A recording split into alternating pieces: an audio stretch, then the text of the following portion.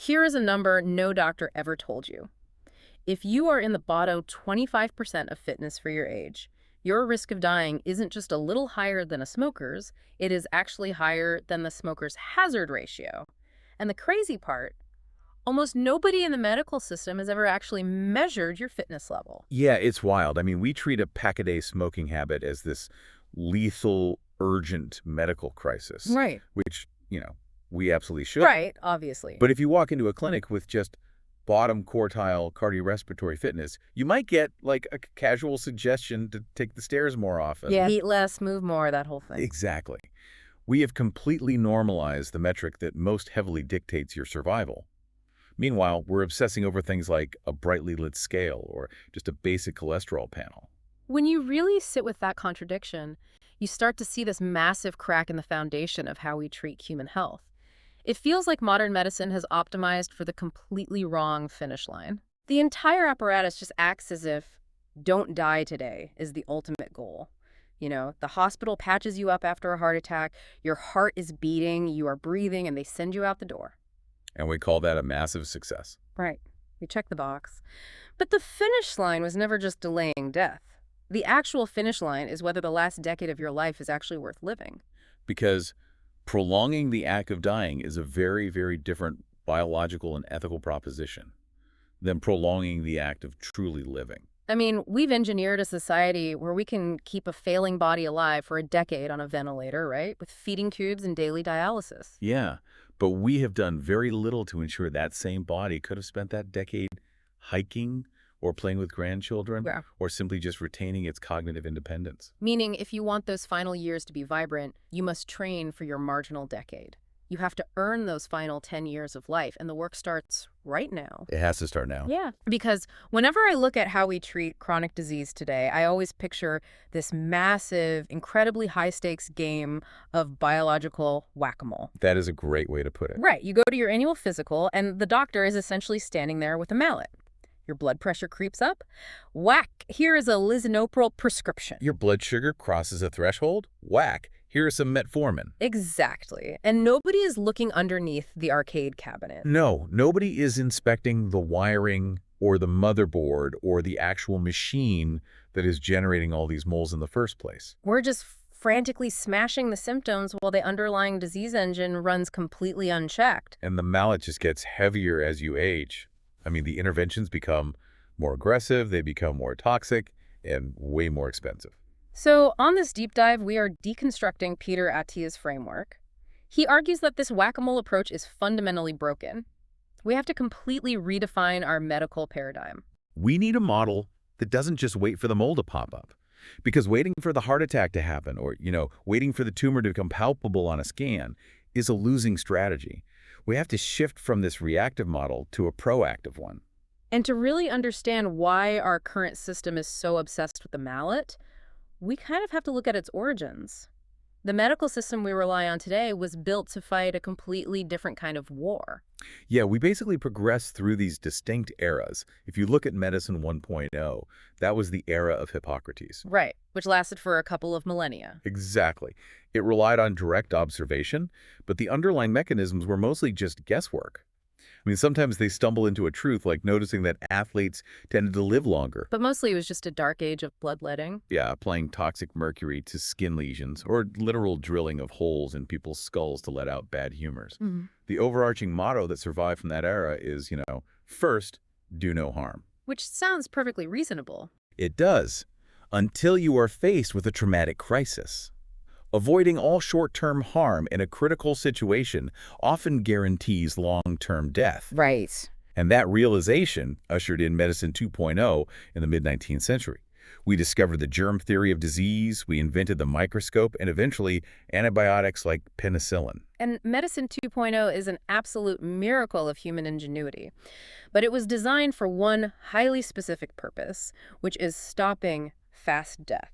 Yes. Fast death. It is the ambulance parked at the bottom of the cliff, basically just waiting for you to fall off so it can rush you to the emergency room and piece you back together. And it's incredible at that. It handles infections, acute trauma, ruptured appendixes with astounding success. Unbelievable success. And Peter Attia actually lived at the absolute pinnacle of this Medicine 2.0 environment. He was a surgical resident at Johns Hopkins working in inner-city Baltimore. Right. He describes the reality of that ER so vividly. Yeah, picture this. A 17-year-old kid is rolled in on a gurney. He has a stab wound just below his sternum. The kid is thrashing around, incredibly anxious, and starting to lose consciousness. They do a rapid ultrasound, right? Yeah, and they see that fluid is rapidly filling the pericardium. That's the tough sac that surrounds the heart.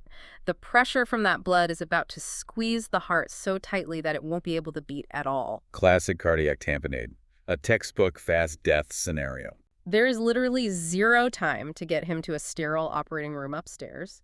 If they put him on the elevator, he dies before the doors open on the surgical floor. So what does he do? Right there in the chaotic ER bay, Attia has to take a scalpel and slice directly into this conscious kid's chest.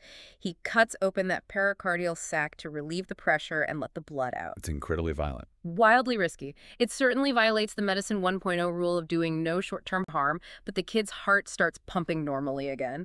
He survives, and he goes home a few days later. That is Medicine 2.0 operating flawlessly. Absolutely flawless. But the contrast, however, is what Attia was doing during his daytime rotations at Hopkins. He was training to be a surgical oncologist, specifically dealing with pancreatic cancer.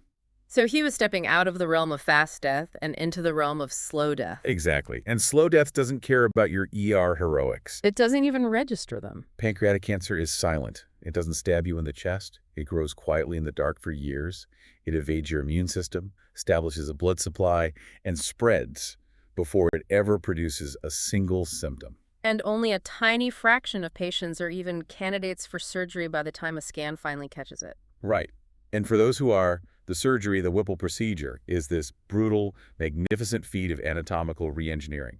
You are removing the head of the pancreas, the gallbladder, part of the bile duct, and the upper part of the small intestine. And then desperately sewing the remaining clumping back together. And the surgical teams at Hopkins are the best in the world at this. The short-term survival rate for the surgery itself is incredibly high. The tumor is removed perfectly. The physical extraction is perfect, but the patient still dies. Almost every single time.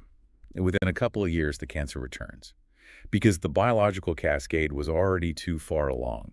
The microscopic spread had already occurred years before the surgeon ever picked up a scalpel. Yeah, so the Whipple procedure, for all its absolute brilliance, is just a highly sophisticated, multi-million-dollar mallet playing whack-a-mole with a disease that had already won the game a decade prior. And that futility really haunted him. He talks about having this recurring nightmare during his residency. Oh, the egg dream. Yeah. He's standing in his scrubs on a dirty street in Baltimore holding a padded basket. Eggs are just dropping from the sky, hurtling toward the pavement. He is running around frantically diving to catch them. But there are too many. They're dropping way too fast. Yellow yolk is splattering all over his shoes and his hands. He just feels this overwhelming sense of helplessness. Yeah, then what happens? In the dream, he looks up at the building above him, and he realizes there must be a guy standing on the roof, just casually tossing these eggs over the ledge. It is the perfect distillation of modern oncology and chronic disease management. I mean, you can train for a decade to become the greatest egg catcher on the planet. You can execute a flawless Whipple procedure. But if nobody ever takes the stairs up to the roof to stop the guy throwing the eggs, you lose. The math guarantees it. Yeah. And the math was so depressing that he actually quit. He walked away from a decade of elite medical training. Which is insane to think about. He went to work for the consulting firm McKinsey, specifically diving into credit risk right before the 2008 financial crash. It seems like the most bizarre career detour imaginable for a cancer surgeon. Bizarre on the surface, sure, but mathematically is where he found the missing piece. Right, because in the world of quantitative finance, survival depends entirely on modeling and mitigating long-term, unexpected risk long before the catastrophe actually hits. You have to look at compounding vulnerabilities. The banking system collapsed in 2008 because institutions completely ignored the long-term compounding risk of subprime mortgages until the entire system was insolvent. And Medicine 2.0 treats the human body the exact same way. It ignores the compounding biological risks, the subtle rise in lipids, the slow decay of insulin sensitivity until the systemic collapse occurs. Which means we need a new operating system. We need Medicine 3.0. We have to stop waiting at the bottom of the cliff with the ambulance. We have to climb up to the roof and stop the eggs from falling. But to do that, we have to identify exactly what those eggs are.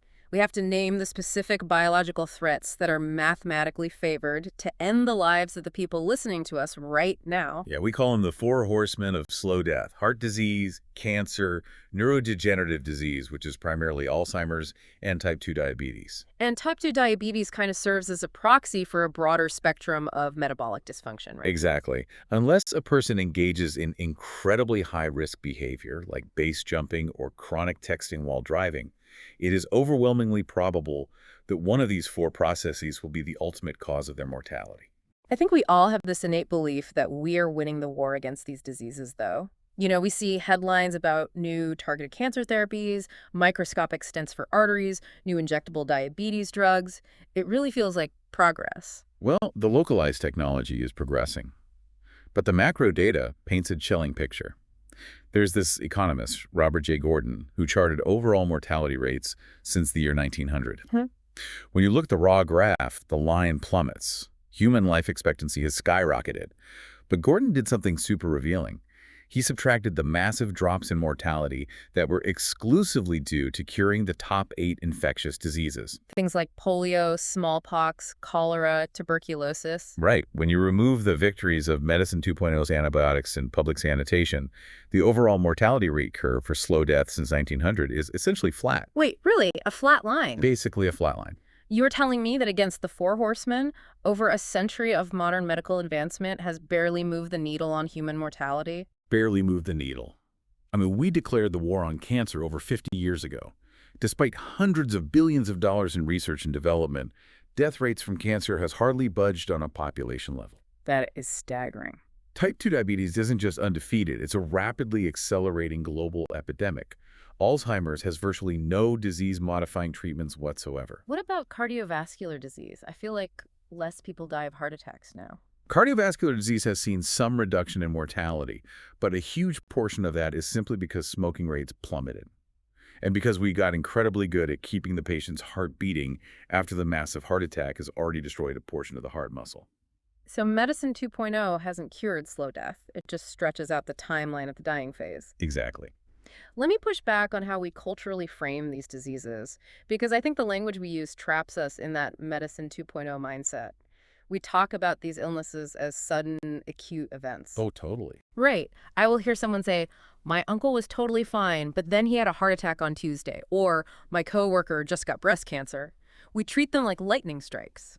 And that linguistic framing is the exact illusion that prevents true prevention. The heart attack is not the disease. The heart attack is the late-stage, often fatal symptom of a disease process that began 2 decades earlier. Atherosclerosis. Yes, the deposition of plaque inside the arterial walls. It's quietly building in a person's 20s and 30s. A tumor doesn't just appear overnight. A rogue cell has been dividing, mutating, and fighting off the immune system for years before it is large enough to cast a shadow on a mammogram. And insulin resistance brews in the muscle and liver cells for a decade before blood glucose finally spills over an arbitrary diagnostic threshold into type 2 diabetes. It's the Titanic. Medicine 2.0 is the captain standing on the deck in the pitch black, relying on a pair of binoculars, desperately trying to dodge the iceberg when it's only 500 yards away. The ship is too massive. The momentum is too great. Even if the captain spins the wheel entirely to one side, physics takes over. The hull is going to scrape the ice. Medicine 3.0 is realizing that binoculars are fundamentally insufficient. We need satellite imaging.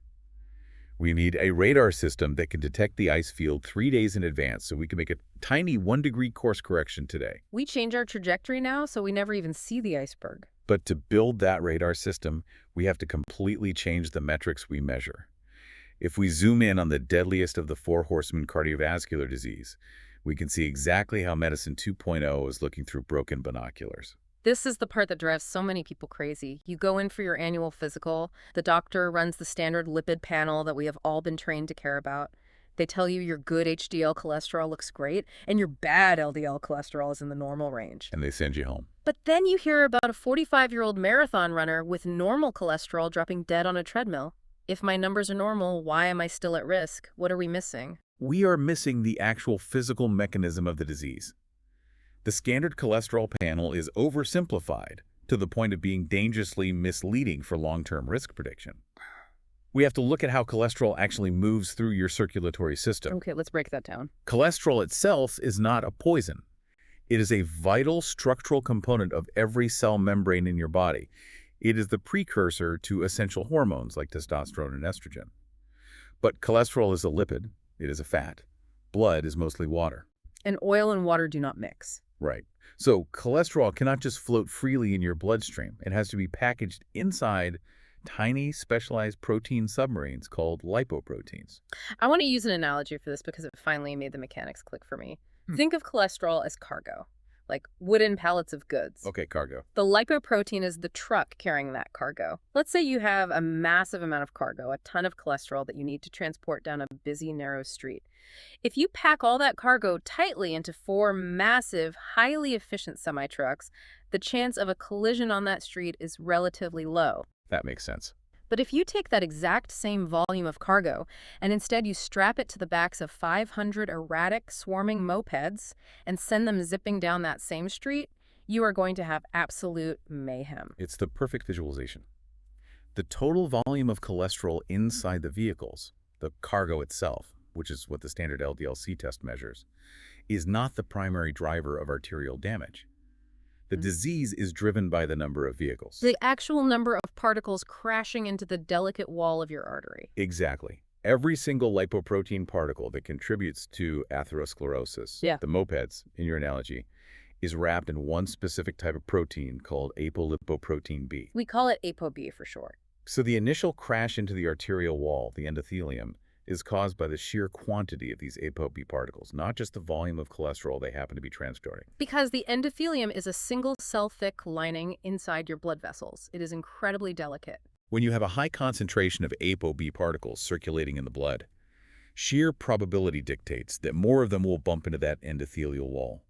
Occasionally, a particle squeezes past that barrier and gets stuck in the subendothelial space. Think of it like a moped crashing and getting lodged on the front porch of the artery. And once it's stuck there, it doesn't just sit quietly. No, it goes rancid. Right. The trapped cholesterol becomes oxidized. Your immune system recognizes this oxidized fat as a toxic foreign invader. So your body sends in specialized white blood cells called macrophages. The cleanup crew. The macrophage's job is to eat the garbage. It swallows the oxidized cholesterol to clean up the mess. But because there is so much of it, the macrophage gorges itself until it literally becomes bloated. It turns into what we call a foam cell. Which sounds kind of gross. It is. Eventually, these foam cells die. They burst open and leave behind a highly toxic, inflammatory, necrotic core. That graveyard of dead macrophages and oxidized fat is the plaque. That is the genesis of atherosclerosis. And the entire cascade is driven primarily by the number of apoB particles entering the wall over a lifetime. Yet almost no general practitioner tests for apoB. They just weigh the total cargo. They don't count the mopeds. But it actually gets even scarier because there is a very specific type of apoB particle that is even more dangerous, and it flies completely under the radar of standard tests. It's called LPA. LPA, pronounced LP(a). This is an absolute biological nightmare of a particle. It is essentially a standard LDL particle, but it has an extra protein tightly coiled around it in these structures called kringles, named after a Danish pastry because of how they loop. Sounds delicious, but mechanically terrifying. Terrifying because those kringle structures act like a biological street sweeper. As LPA circulates, it scoops up oxidized lipid junk and pro-inflammatory molecules from the bloodstream. But remember, it still has an apoB signature, which means it can crash into the artery wall and get stuck. When it does, it brings all that highly toxic extra garbage into the subendothelial space with it. Furthermore, the structure of LPA mimics a clotting factor in the blood. So not only does it rapidly accelerate the formation of plaque, but it also promotes the clotting that causes the plaque to rupture and cause a heart attack. This explains the Bob Harper story perfectly. Oh, man.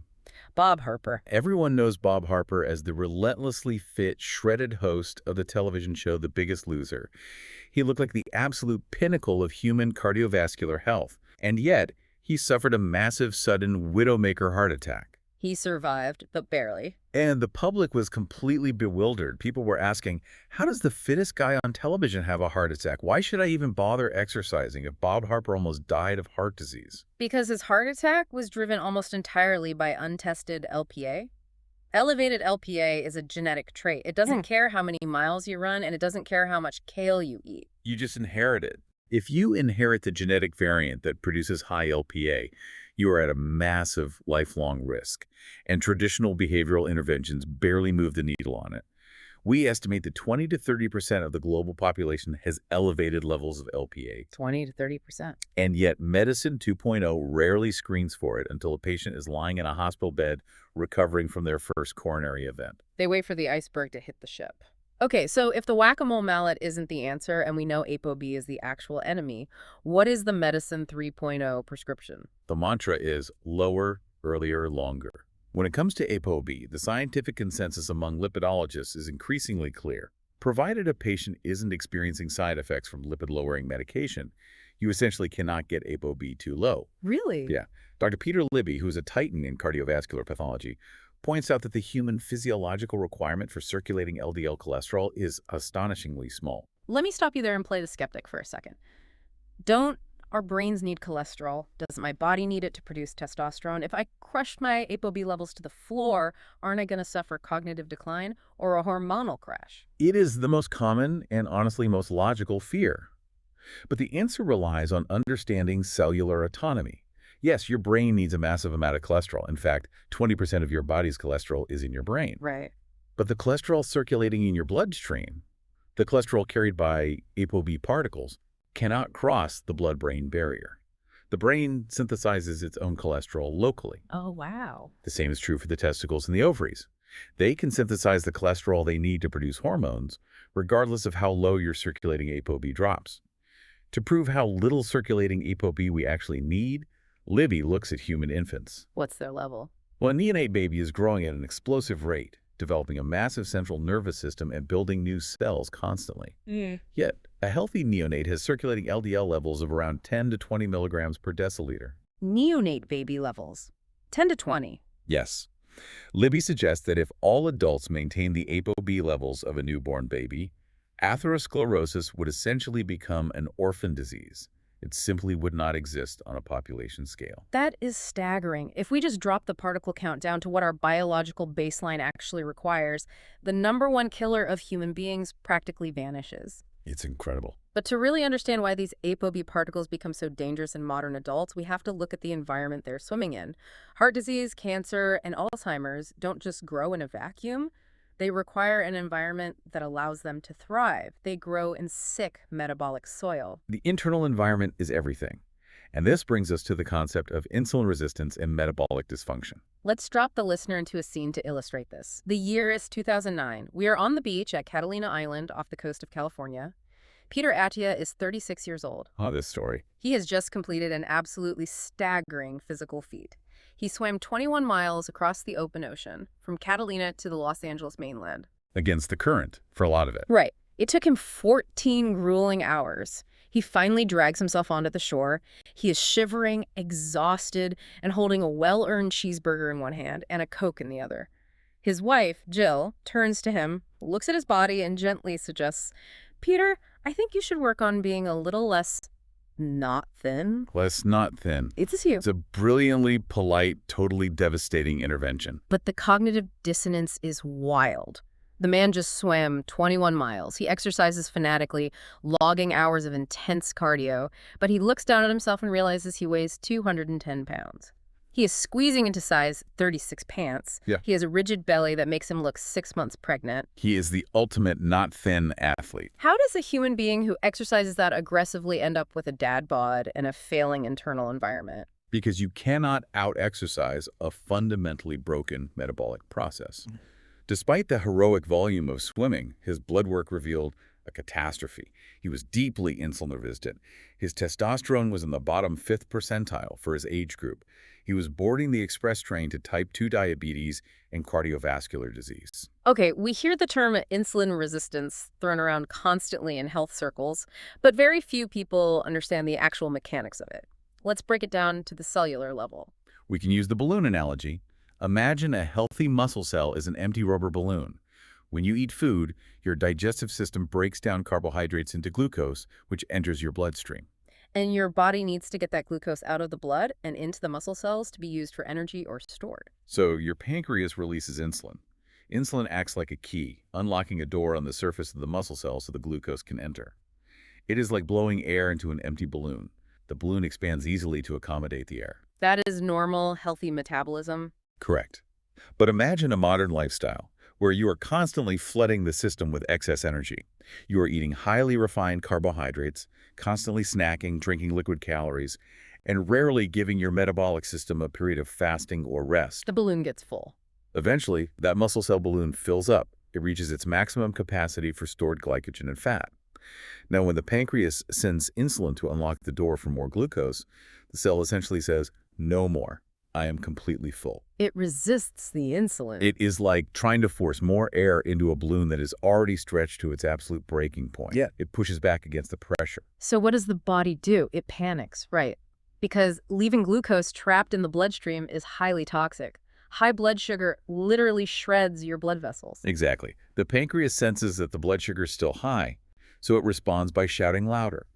It pumps out massive, unnatural amounts of insulin, desperately trying to ram the glucose into the cells through sheer force. Just overwhelming the system. This state of hyperinsulinemia, chronically high insulin, is incredibly damaging all on its own. It drives systemic inflammation and spikes blood pressure. But eventually, the excess energy has to go somewhere. Where does it go? The muscle cells are full. The subcutaneous fat tissue, the safe fat under your skin, is full. So the fat spills over into places it was never meant to be. Visceral fat. Yes. The fat starts wrapping tightly around your internal organs, your liver, your pancreas, your intestines.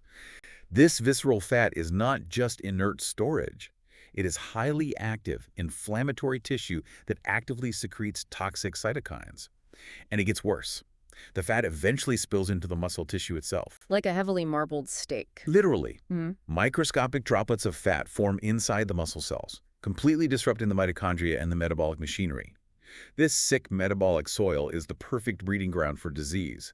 It causes apoB particles to get trapped and oxidize faster. It provides a rich fuel source for cancer cells, which thrive on high glucose and insulin. And it degrades the blood vessels in the brain, contributing heavily to Alzheimer's. And here is where the absolute absurdity of standard medical diagnosis becomes completely infuriating. Let's talk about the HbA1c tests. The gold standard for diabetes diagnosis. Right. Or let's look at how they use it. The HbA1c test measures glycated hemoglobin. It basically gives you an average of your blood sugar levels over the past 3 months. Right. The standard of care guidelines say that if your HbA1c hits 6.5%, congratulations, you are officially diagnosed with type 2 diabetes. The doctor hits the alarm bell, prescribes metformin, maybe puts you on insulin, and suddenly you are a chronic patient in need of aggressive medical intervention. But if your HbA1c is 6.4%, If it's 6.4%, you are handed the label of prediabetes. The doctor gives you a vague, unhelpful warning to watch your diet, maybe walk a little more, and says they will check it again next year. it is total madness. The metabolic fire has been raging in your cells for a decade.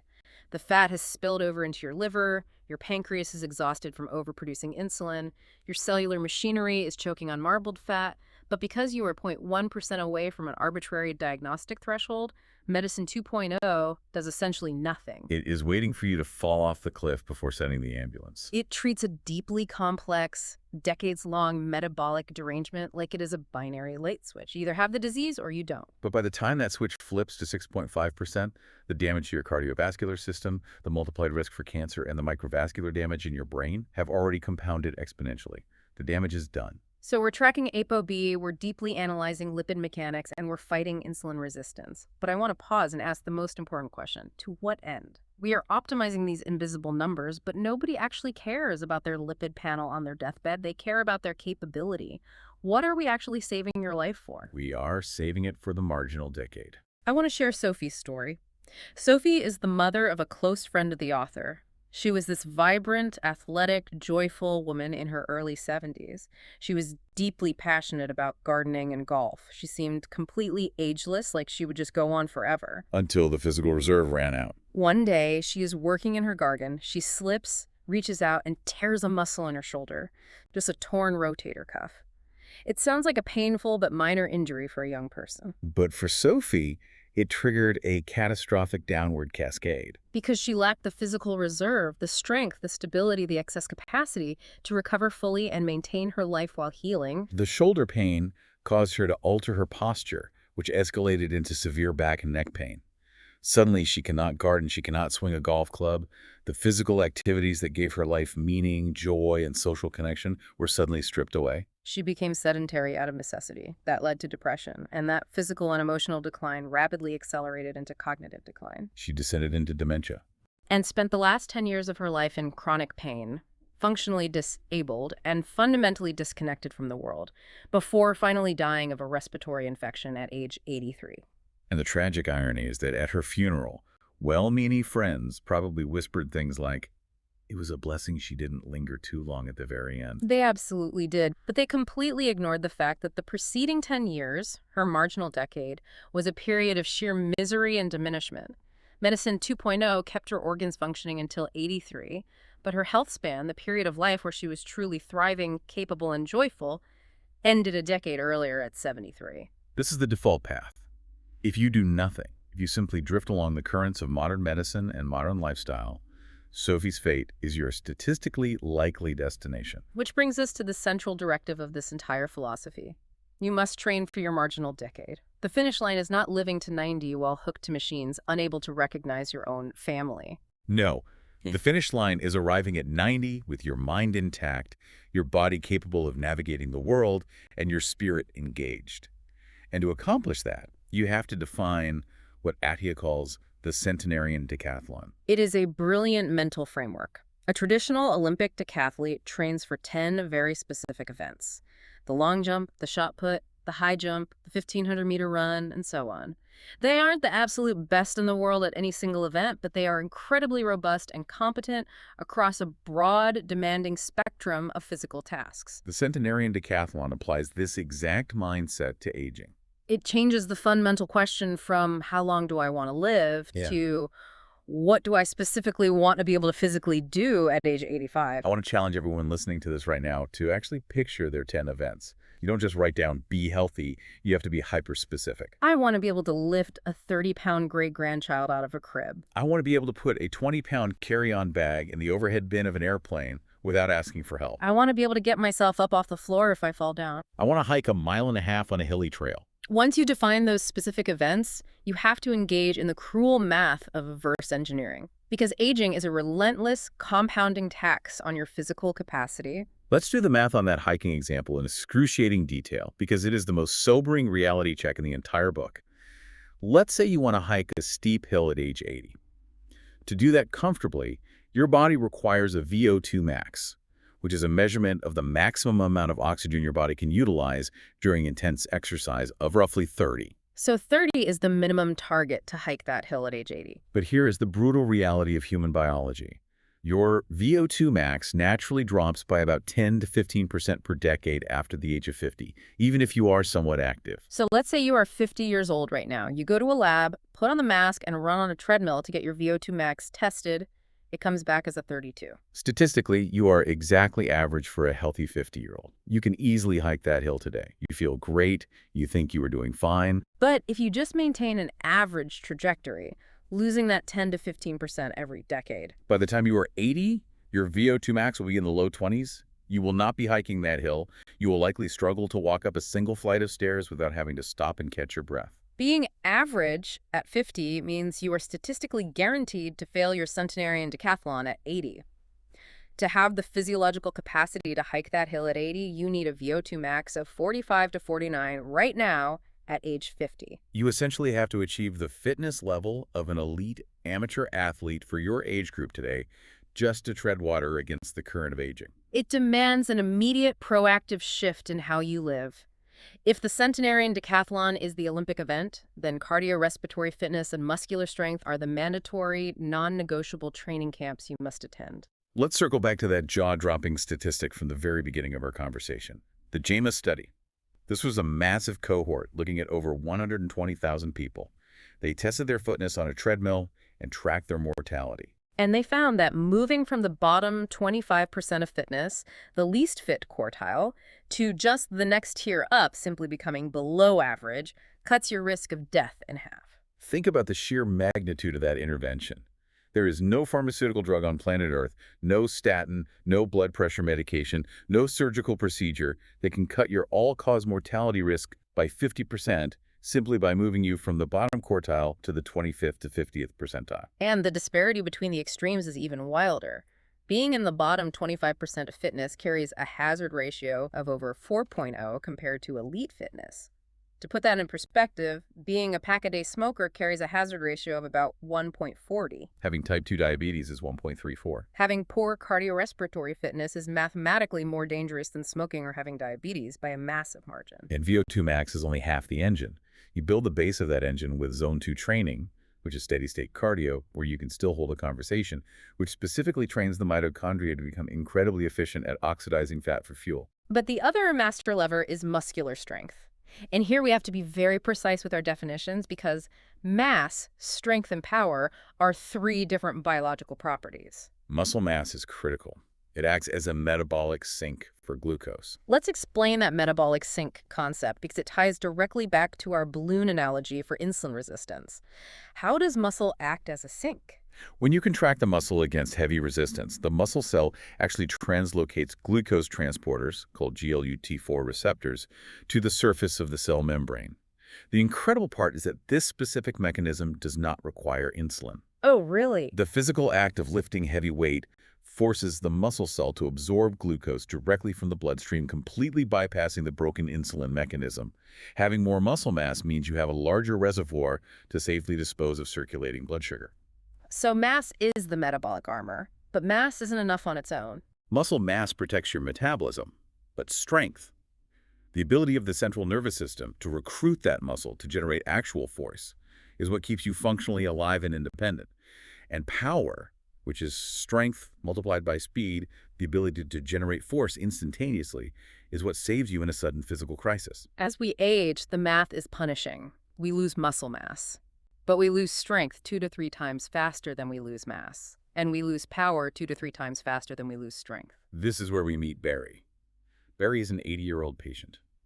A Medicine 2.0 doctor would look at Barry, tell him to take a slow, careful walk around the block, maybe do some light water aerobics, and fundamentally treat him like a fragile antique teacup that might shatter at any moment. But Barry's trainer takes a proactive Medicine 3.0 approach. She puts this 80-year-old man on an NFL-style agility ladder, the exact kind of equipment you see wide receivers using in training camp.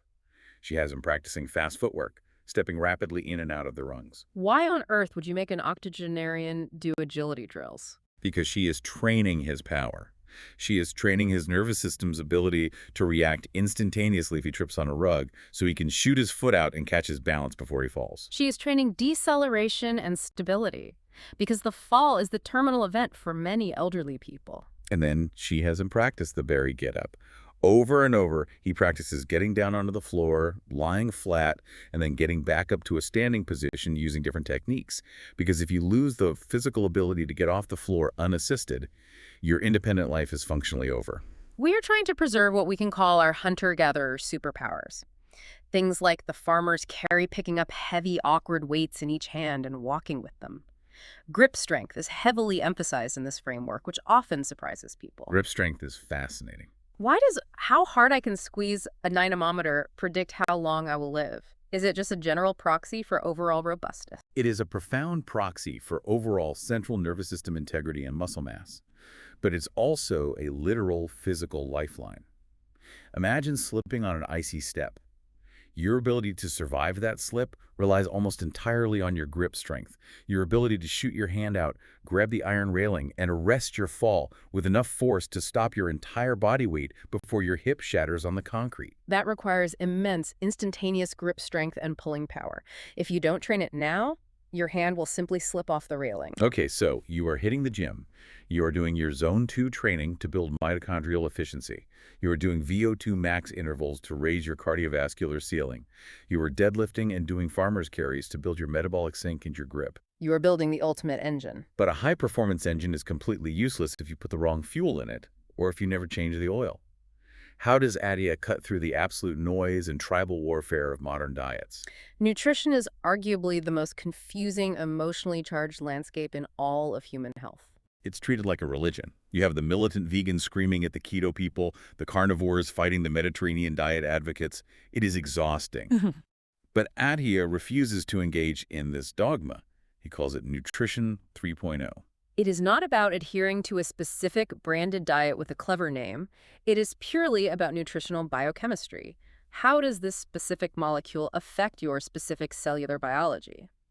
If you ignore the tribalism, he basically boils this down to basic math. There are really only 3 ways to restrict what goes into your body to improve your metabolic health. He simplifies it beautifully into 3 distinct levers. If your metabolic balloon is full, you have to pull at least one of these levers. Lever 1 is calorie restriction. Yeah. You simply eat less total energy, you weigh your food, you track your macronutrients on an app, and you maintain a strict caloric deficit. Which is incredibly effective for fat loss, but requires immense discipline and can be psychologically tedious. Lever 2 is dietary restriction. You cut out specific categories of food. You eliminate all carbohydrates, or you eliminate all animal products, or you simply eliminate all highly processed foods. You narrow the universe of what you are allowed to eat, which almost always inadvertently results in eating less overall calories because your options are limited. And lever 3 is time restriction, fasting. You only eat within a compressed 8-hour window, where you fast for full 24 hours once a week. You don't necessarily change what you eat, just when you eat it. The reality is, if you are metabolically unhealthy, you have to pull at least one of these levers. Sometimes you have to pull 2 simultaneously. But the choice of which lever to pull should be dictated by objective data, not by which diet book is currently on the bestseller list. And the most powerful data tool we have right now is the continuous glucose monitor, or CGM. You stick a small sensor on the back of your arm. It actually measures the glucose in your interstitial fluid, the fluid between your cells, which correlates to blood sugar, and it gives you real-time data 24/7. It is wild to see the personalized insights this provides. You might think you're eating a heart-healthy breakfast of steel-cut oatmeal and a banana, but your CGM shows a massive glucose spike that mirrors drinking a can of soda. Meanwhile, your friend could eat the exact same bowl of oatmeal and have a perfectly flat glucose response. Biochemical individuality is real. The CGM provides the immediate feedback loop necessary to personalize your dietary restriction. It proves that the concept of a universally perfect diet is a complete myth. But there's one nutritional rule that seems non-negotiable across the board, regardless of which lever you pull, and that's establishing a high-protein floor. It is absolutely essential. If you are going to train for the Centenarian Decathlon, if you are going to lift heavy things and fight the natural atrophy of aging, you must provide your body with the biological building blocks to synthesize new muscle tissue. Protein provides the amino acids, specifically leucine, which triggers the mTOR pathway, the cellular signal that tells your body to build muscle. The standard recommended daily allowance for protein is wildly insufficient for someone actively trying to maintain muscle mass as they age. You have to eat enough protein to ensure that when you pull the calorie restriction lever, you are losing visceral fat, not the precious muscle tissue you are working so hard to build. And speaking of repair, we have to talk about sleep. Let's go back to Attia's Hopkins residency days. When you are a surgical resident working 24-hour trauma shifts, you view sleep as an annoyance. You view it as a weakness. It's time stolen from productivity and learning. It is the ultimate badge of honor in modern hustle culture. I'll sleep when I'm dead. But the cruel irony is that shortchanging sleep is exactly what will kill you faster. Attia completely reversed his stance on this. He realized that poor sleep isn't just about feeling groggy the next day. It is a direct, immediate trigger for physiological breakdown. The clinical data is undeniable. Even just a few nights of severe sleep restriction can induce a state of acute insulin resistance in an otherwise healthy, fit person. Your body's ability to clear glucose plummets. Your cortisol levels, the stress hormone, remain elevated, which increases systemic inflammation and blood pressure. But the impact on the brain is what I find truly terrifying. Let's talk about the mechanics of the glymphatic system. What is actually happening in our heads when we enter deep sleep? During deep, slow-wave sleep, the architecture of your brain actually changes. The glial cells, the supportive cells in the brain, literally shrink in size. This creates extra space between the neurons, allowing cerebrossin fluid to wash through the brain tissue like a biological dishwasher. This fluid clears out metabolic waste products, specifically amyloid beta plaques and tau tangles. The exact proteins associated with Alzheimer's disease. Precisely. If you are chronically shortchanging your sleep, you are shortchanging your brain's deep cleaning cycle. You are literally letting the toxic garbage pile up in the streets of your brain night after night, decade after decade. Sleep is not a luxury. It is a non-negotiable physiological requirement. It's the ultimate performance-enhancing drug. Which brings us to the final and perhaps most profound tactical domain of this entire framework. It's the chapter he almost cut from the book entirely because it felt too vulnerable. Emotional health. We have to look at the dark side of optimization. Because it is entirely possible to do everything we just talked about perfectly. You can hit your zone 2 targets perfectly. You can have an elite VO2 max. You can maintain neonate levels of apoB. Your CGM line can be a perfectly flat landscape. You can achieve a biological age of 30 when you are 50. But what happens if your mind is an absolute torture chamber? This is the exact crisis Attia faced in 2017.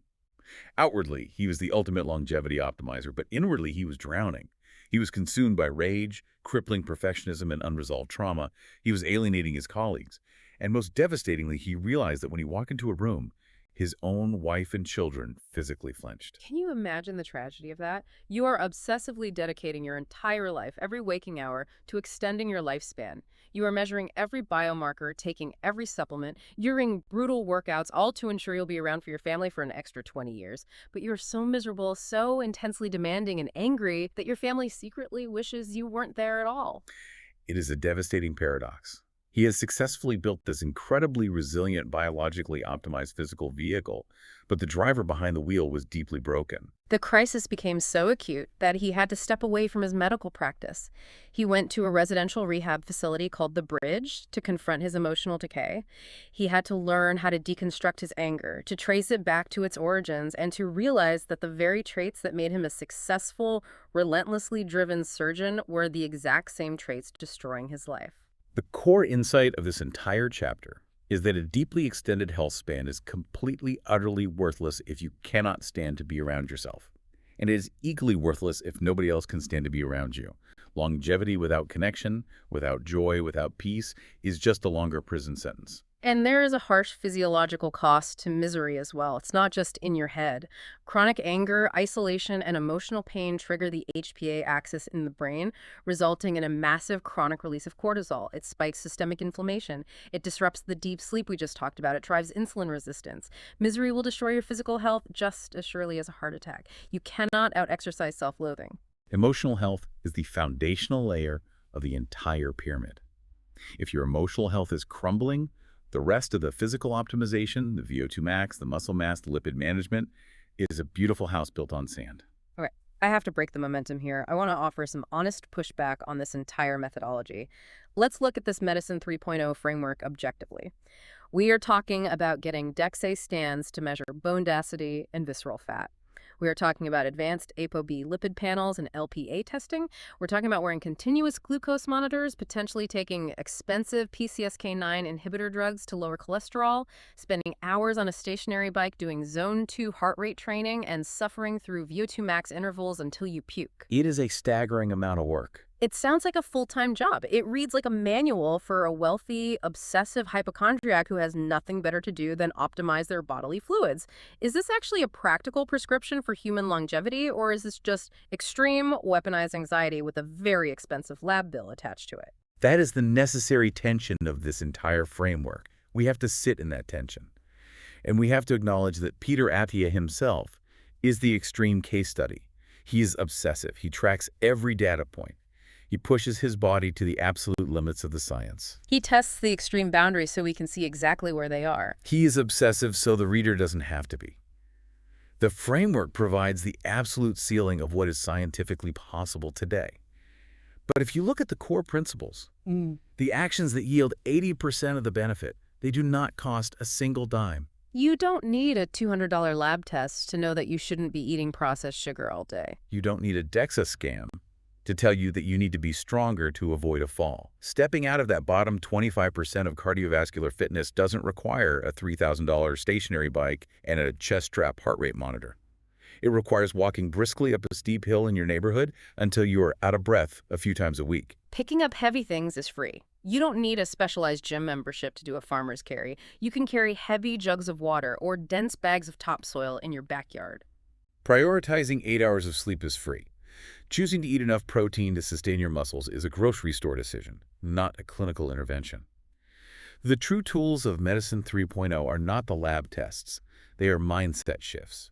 They are deciding to be the active captain of your own ship, utilizing the radar, rather than a passive passenger standing on the deck in the dark, waiting for the iceberg to hit.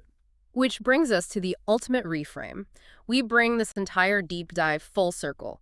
The most data-driven, mathematically obsessed longevity scientist alive spends the final, most crucial chapter of his life's work admitting that the numbers, the biomarkers, the lipid panels, and the VO2 max scores were never actually the point. They are just metrics on a dashboard. They tell you if the engine is running, but they are not the destination. The finish line was never just "don't die." It wasn't about logging the highest number of arbitrary years on a calendar to win a biological high score. It is about living long enough and with enough vitality and physical capability to truly, deeply engage with the people you love. It is about having the physical strength to pick up your grandchild, the cardiovascular stamina to walk through a forest, and the emotional peace to actually enjoy the view. To train for your marginal decade is to physically and emotionally earn the right to enjoy the final chapters of your own life. Because nobody's going to hand it to you. The medical system cannot grant you a vibrant 85th year. It can only stall your 86th. If you want the vitality, you have to build it yourself, starting today. So start now. Look at the calendar. Look at your life. Train for your marginal decade. And I want to leave you with a specific thought to mull over. The next time you walk up a flight of stairs or the next time you bend down to pick up a heavy bag of groceries, ask yourself, don't think about how it feels today. Think about how that exact same movement will feel in 30 years when you've lost 15% of your physical capacity every single decade. Look at your body right now and ask yourself, are you currently building a vehicle that will carry you through a vibrant life, or are you